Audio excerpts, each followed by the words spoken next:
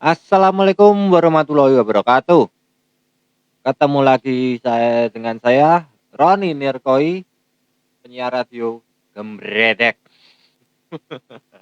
Oke, kita dongeng-dongeng lagi ya tentang baca buku Nishiki Goi ni Swimming Jewel.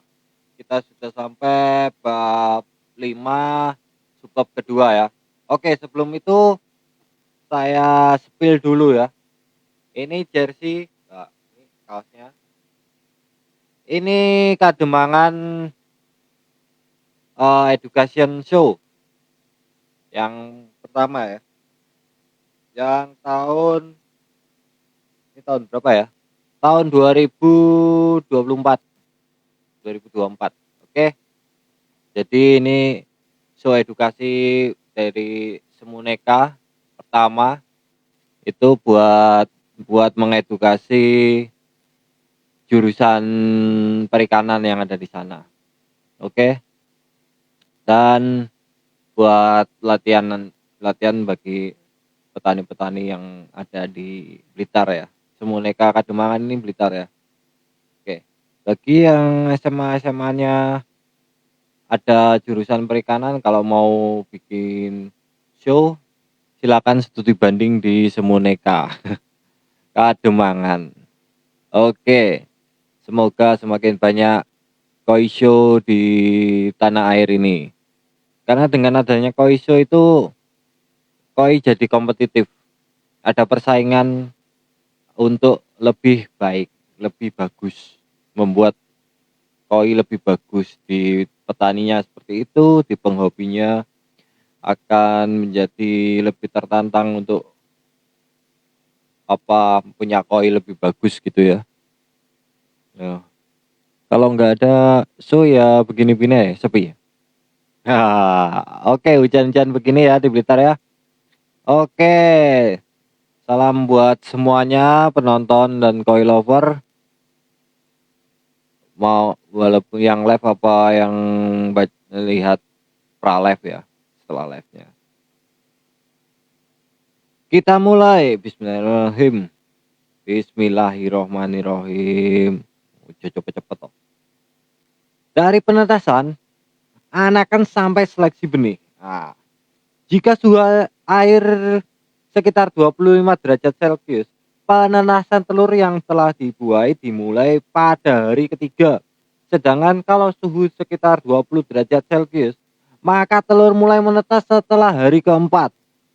Benih yang baru saja menetas belum bisa berenang dengan baik. Masih bergelantung pada dinding kakaban dan dinding kolam. Benih membawa kantong berisi nutrisi pada perutnya yang disebut kantong kuning telur. Karena beberapa hari setelah menetas, mereka tidak dapat mencari makan sendiri. Karena tumbuh dengan memakai nutrisi pada kantong kuning telur tersebut. Kemudian, sejak hari ketiga setelah menetas, baru mereka mulai berenang sedikit demi sedikit. Ya, 3 hari ya setelah penetasan. Ini biasanya mulai diajari untuk dikasih pakan tambahan ya, pakan dari luar. Jadi dibelajari makan lah istilahnya.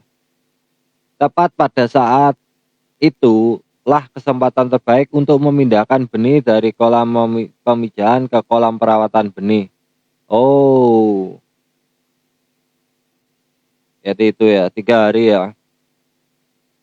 Sebelumnya pada kolam perawatan benih dibiarkan terlebih dahulu zooplankton seperti rotifer dan dapnia.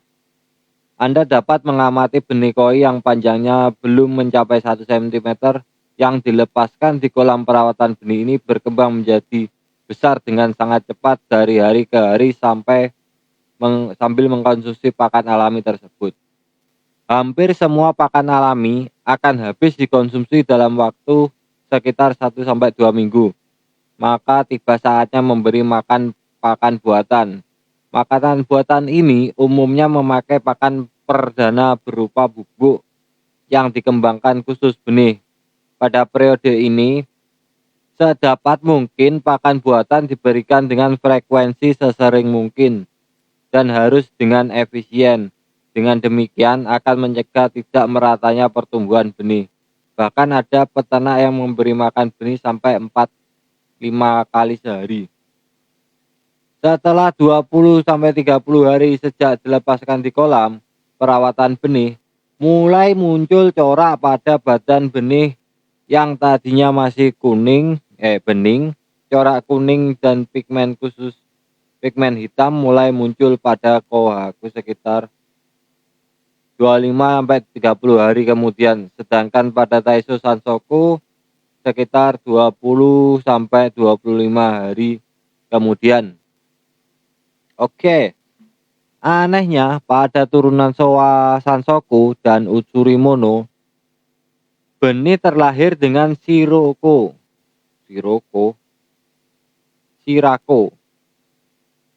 Oh ya. Benih terlahir dengan Shirako dan Kuroko.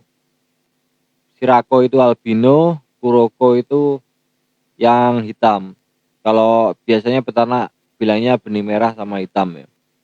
Sebenarnya itu putih sama hitam yang terpisah. Kuroko rata-rata berjumlah 20-30%. Kuroko ini kelak akan menjadi Showa Sansoku atau Shiro Utsuri.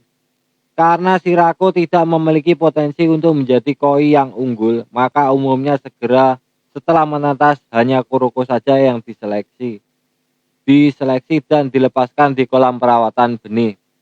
Setelah 35-40 hari sesudah menetas, sudah dapat dilakukan seleksi benih yang pertama kali.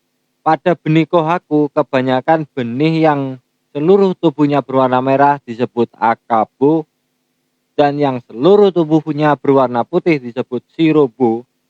Benih yang mempunyai corak merah dan putih paling-paling hanya sekitar 20-30% saja. Pada Taiso Sansoku pun banyak benih yang seluruh tubuhnya berwarna kuning dan mempunyai corak hitam. Atau benih yang hampir tidak punya corak seperti magoi. Juga ada beberapa benih yang terlahir seperti kohaku, di antaranya dipilih hanya benih yang terdiri dari 3 warna lengkap, merah, putih, hitam saja. Tapi itu pun hanya sedikit sekali. Ya kalau di Sankei itu di Taiso Sansoku memang pilihannya itu sedikit sekali. Oke. Hanya segenggam benih bercorak ini saja yang disisihkan lalu dikembalikan dan dipelihara di kolam perawatan benih. Benih lainnya dihabisi. Oke. Semua biasanya dengan mengulang 3-4 kali seleksi seperti ini selama musim panas, benih yang tersisa menjadi tinggal 1-2% dari benih yang dipisahkan pertama kali. Dengan demikian, yang tersisa hanya benih yang mempunyai nilai seni langka. Disinilah alasan kenapa ikan koi disebut permata yang berenang.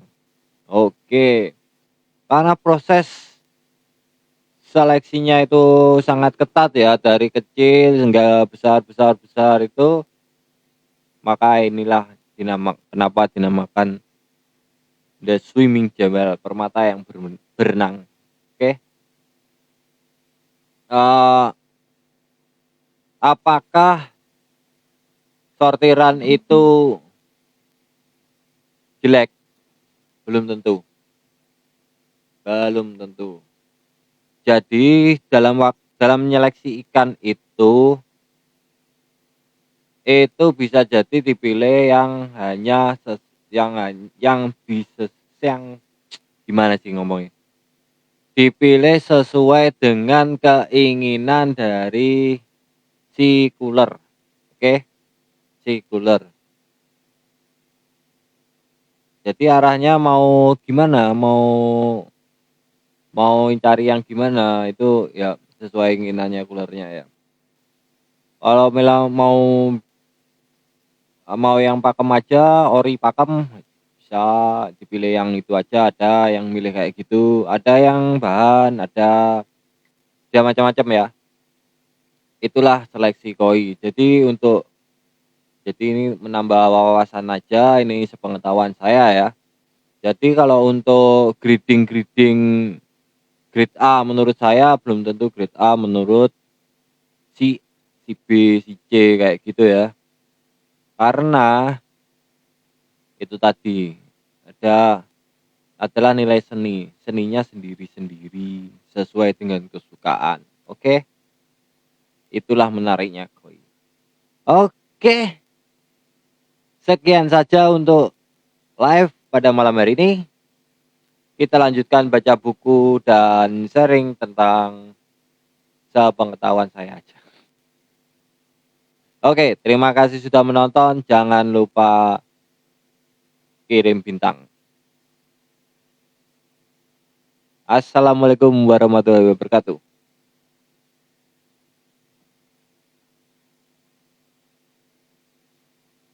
Duh, ini finish.